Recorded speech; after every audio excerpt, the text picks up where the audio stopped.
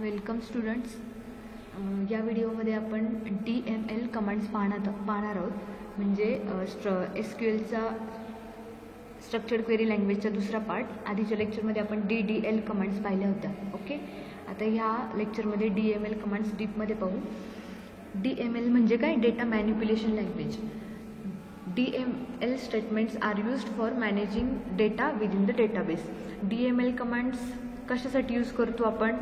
Basically तुमचा जो data आहे टेबलमधला, ओके, किंवा डेटाबेसमधला, तो मॅनेज करण्यासाठी. ओके, तुमचं जे स्ट्रक्चर असतं डेटाबेसचं त्याच्यासाठी कोणत्या DDL कमांड्स यूज केल्या होत्या आपण. ओके, आता जो ॲक्च्युअल डेटा आहे त्याच्यावर जर ऑपरेशन्स परफॉर्म करायचे असतील तर तुम्ही कोणत्या कमांड्स यूज करणार आहे?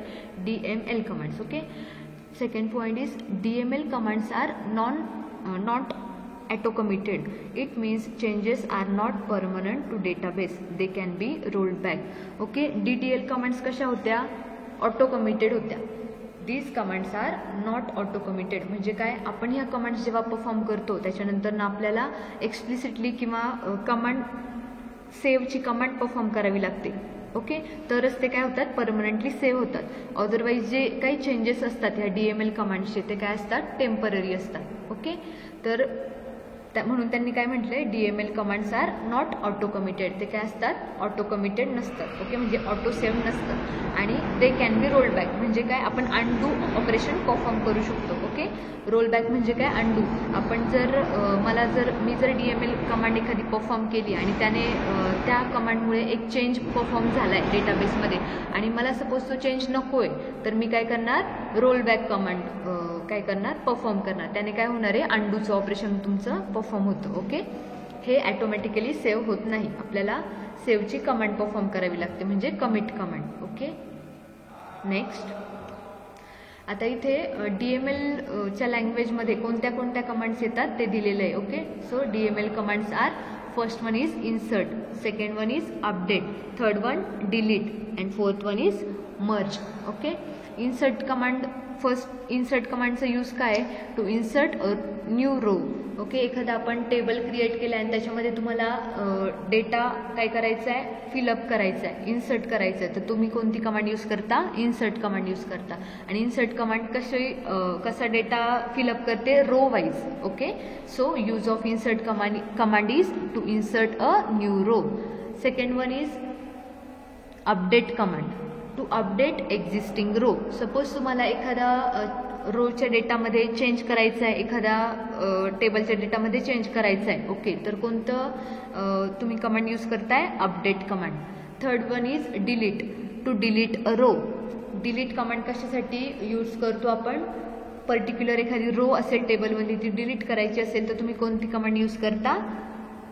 Delete command. Okay, then fourth one is merge, merging two rows और two tables.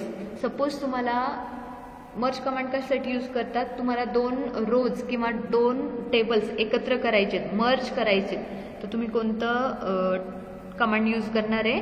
Merge command. Okay, next. First one is insert command. Insert command is use to insert data in to a table. Basic use काय आपला insert कमांडचा? आपल्याला data insert करायचा असेल टेबलमध्ये तर तुम्ही कोणती कमांड यूज करणार? Insert command. It is use to insert the data in to a table. आणि इन्सर्ट कमांड डेटा कशी हे करते? इन्सर्ट करते रो वाईज. ओके, नंतर त्याचं सिंटॅक्स काय? Following is its general syntax. Insert into table name and values, data 1, data 2. Okay, insert टेबलचा format कसा आहे? तुम्ही इन्सर्ट कीवर्ड यूज करणार आणि insert into table name. Table नेममध्ये तुमचं जे टेबलचं नेम असेल ते येईल आणि व्हॅल्यूज म्हणजे जे काही तुम्हाला व्हॅल्यूज पुट करायच्या आहेत टेबलमध्ये, ओके, त्या व्हॅल्यूज तुमच्या त्या ब्रॅकेटमध्ये येणार. ओके, नंतर ना फॉर एक्झाम्पल दिलेलं आहे इथे. Consider a table student with following fields. Suppose तुमच्याकडे स्टुडंट नावाचा टेबल आहे आणि त्याच्यामध्ये किती कॉलम्स आहेत? 3 कॉलम्स आहेत. SID, SNAME and age. म्हणजे काय? स्टुडंट ID, स्टुडंट नेम आणि एज. आणि असं स्ट्रक्चर तुमच्याकडे आहे टेबलचं आणि त्याच्यात तुम्हाला एखादी रो इन्सर्ट करायची, तर कशी क्वेरी येईल ती बघा. Insert into student and values 101 comma single कोटमध्ये तुमचं जेव्हा स्ट्रिंग असते, जेव्हा नंबर असतो ना तेव्हा तुम्ही त्याला सिंगल कोट नाही देणार. ओके, पण जेव्हा तुम्हाला स्ट्रिंग द्यायचे किंवा कॅरेक्टर्स किंवा एखादं नेम लिहायचे, अल्फाबेट्स घ्यायचे, तेव्हा तुम्हाला काय द्यावं लागतं, सिंगल कोटमध्ये ते व्हॅल्यू प्रोव्हाइड करावी लागते इन्सर्ट कमांडला. ओके, हे लक्षात ठेवायचं. तर मग तुमची क्वेरी किंवा कमांड कशी झाली, इन्सर्ट इनटू स्टुडंट व्हॅल्यूज. आता फर्स्ट वन कोणती व्हॅल्यू आहे तुमची, SID आहे म्हणजे स्टुडंट ID, तो किती आहे 101. तुम्हाला कोणती व्हॅल्यू पुट करायची त्याच्यात 101. सेकंड वन तुमचं काय करायचं आहे, S नेम, स्टुडंटचं नेम द्यायचं आहे. ओके, तर तुम्ही स्टुडंटचं नेम कशात दिलं, सिंगल कोटमध्ये. ओके, नंतर थर्ड वन काय तुमचं एज. ओके, स्टुडंटचं एज इन्सर्ट करायचं, एज किती दिलं 15. ओके, या कमांडने काय होणार आहे, the above command will insert a record into a student table. Okay, तुमचं जे हे फर्स्ट रो आहे ते काय होणार आहे, इन्सर्ट होणार आहे. ओके, अशा ज्या व्हॅल्यूज आहेत ह्या 3 त्या इन्सर्ट होणार टेबलमध्ये, स्टुडंट टेबलमध्ये.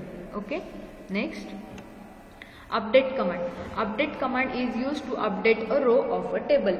तुम्हाला एखादी रो आहे, सपोज रो मधला डेटा काय करायचा आहे, अपडेट करायचा आहे, तर तुम्ही कोणती कमांड यूज करता, update command. Following is its general syntax. त्याचं सिंटॅक्स काय आहे, कसं यूज करायची ती command, update table name set column name equals to value where condition. आता इथे बघा update table name. Okay, update keyword लिहिणार, टेबल नेम लिहिणार, आणि सपोज मला एखाद्या कॉलमचं नेम म्हणजे एखाद्या कॉलम मधली व्हॅल्यू चेंज करायची, बरोबर, तर मग कोणत्या कॉलमची व्हॅल्यू चेंज करायची, त्या कॉलमचं नेम येणार. ओके, आणि जर काही कंडिशन असेल की मी असं म्हटलं की एखादा स्टुडंट आहे ज्याचं नेम किंवा ज्याचा ID 103 आहे, त्याचं मला काय करायचंय, नेम चेंज करायचे. ओके, तर मग अशी कंडिशन असेल तर त्या कंडिशन इथे जी लिहिली आहे त्या कंडिशनमध्ये आपण ती कंडिशन लिहिणार आहे. ओके, वेअर आता सपोज मी एक एक्झाम्पल घेते. आता इथे SID, student name, S name, student name, स्टुडंटचा ID आणि एज या 3 कॉलम्स दिलेले आहेत, बरोबर. आता मला काय करायचंय, हे जे 103चं रेकॉर्ड आहे, 103 ID असलेल्याचं रेकॉर्ड आहे, त्याचं नेम मला काय करायचंय, चेंज करायचंय. त्याचं जे क्रिश नेम आहे ते मला काय करायचंय, अभि म्हणून सेट करायचं, अभि. ओके, तर अपडेट कमांड कशी येईल बघा. ओके, आपल्याला काय करायचं, इथे स्टुडंटचा ID 103 आहे, मला त्याचं स्टुडंट नेम काय करायचंय, क्रिशच्या ऐवजी अभि सेट करायचे, आणि त्याचं एज जे आहे ते काय करायचे, 14च्या ऐवजी 17 करायचे. ओके, तर कमांड काय येईल पहा, update student set S name equals to Abhi comma age equals to 17 where SID equals to 103. म्हणजे मी काय सांगतेय डेटाबेसला की मला student name Abhi, S name equals to Abhi set कर, एज इक्वल्स टू 17 सेट कर, आणि कोणत्या स्टुडंटचं मला चेंज करायचं आहे, ज्याचा ID 103 आहे. ओके, म्हणून मी कंडिशनमध्ये काय स्पेसिफाय केलं, वेअर SID इक्वल्स टू 103. ज्या स्टुडंटचा ID 103 आहे त्याचं नेम अभि सेट कर आणि एज काय कर, 17 सेट कर. ओके, अशा टाईपची कमांड तुम्ही तिथे परफॉर्म करणार. The above command will update 2 columns of a record. Okay, त्यांनी काय म्हटले, ही जी कमांड आहे त्याच्याने किती कॉलम्स तुमचे काय होणार आहे, अपडेट होणार आहे, 2 कॉलम्स. कोणते 2 कॉलम्स अपडेट होणार आहे, नेम चेंज होणार आहे आणि एज चेंज होणार आहे. ओके, इथे बघा दिलंय खाली टेबलमध्ये, बघा सगळ्यात खालची रो काय दिलेली आहे, 103 ID वाला त्याचं नेम काय होतं, क्रिश होतो, ते काय झाले, अभि झाले, आणि एज काय झाले, 14 होते ते 17 झाले. ओके, अशा टाईपने तुम्ही अपडेट कमांड परफॉर्म करू शकता. Okay, next delete command. Delete command is use to delete data from a table. Okay, तुम्हाला जर डेटा डिलीट करायचा असेल टेबलमधून तुम्ही डिलीट कमांड यूज करू शकता किंवा row wise. Okay, delete command can also be used with condition to delete a particular row. Suppose मला काही कंडिशन यूज करून जर मला एखादी रो डिलीट करायची असेल तरी पण डिलीट कमांड आपण यूज करू शकतो. ओके, एखादी पर्टिक्युलर रो डिलीट करायची असेल, एखाद्या पर्टिक्युलर स्टुडंटचं रेकॉर्ड मला डिलीट करायचं असेल तर ते मी काय करू शकते, डिलीट करू शकते रो वाईज. त्याचं सिंटॅक्स काय आहे, delete from table name. Okay, delete keyword use करायचा, फ्रॉम तुमचे जे टेबल नेम असेल ते टेबल नेम यूज करायचं. ओके. तर example to delete all records from a table. Suppose मला एखादा टेबल आहे आणि त्याच्यातले सगळे रेकॉर्ड्स काय करायचे, डिलीट करायचे. तर मी सिम्पली कोणती कमांड यूज करणार, डिलीट. सपोज स्टुडंट डेटाबेस आहे फॉर एक्झाम्पल, तर त्या स्टुडंट टेबलमधला मला डेटा पूर्ण डिलीट करायचा, तर मी कोणती टेबल कमांड यूज करणार, delete from student. Okay. The above command will delete all the records from student table. ही जी कमांड आपण परफॉर्म करणार आहे त्याच्याने काय होणार आहे, तुमचे सगळे रेकॉर्ड स्टुडंट टेबलमधले काय होणार आहे, डिलीट होणार आहे. ओके. सपोज मला डिलीट एखादे पर्टिक्युलर रो डिलीट करायची आहे. ओके. तर मी कशी डिलीट क्वेरी परफॉर्म करणार किंवा कसा, त्याचं एक एक्झाम्पल दिलं आहे बघा. Consider the following student table. आता इथे हा स्टुडंट टेबल आहे. ओके. मला काय करायचं आहे, 103 ज्याचा आयडी आहे, अभिनवाचा स्टुडंट आहे, त्याचं मला पूर्ण रेकॉर्ड काय करायचं आहे, डिलीट करायचं आहे टेबलमधून. तर मग मी कशी कशी क्वेरी लिहिणार बघा, इथे दिलेले आहे, delete from student where SID equals to 103. Okay. तिथे तुम्ही वेअर कीवर्ड यूज करणार आणि पुढे कंडिशन काय देणार, तुमच्या स्टुडंट ID काय आहे, मला कोणत्या ह्याचा रेकॉर्ड डिलीट करायचा आहे, ज्याचा स्टुडंट ID 103 आहे त्याचा रेकॉर्ड मला काय करायचं आहे, डिलीट करायचं आहे. म्हणून आपण काय कमांड लिहिली, डिलीट फ्रॉम कोणत्या टेबलमधून करायचं, student where SID equals to 103. Okay. या कमांडने काय होणार आहे, तुमचं डिलीट होणार आहे थर्ड रो आणि तुमचा टेबल असा दिसेल. Okay. The above command will delete the record where SID is 103 from student table. Okay. आणि मग तुमच्या टेबलमधले किती एंट्रीज राहिल्या, किती रोज राहिल्या, फक्त 2 रोज राहिल्या आणि 103 ID वाला स्टुडंट काय झाला, त्याचं रेकॉर्ड डिलीट झालं. ओके. ओके. थँक्यू.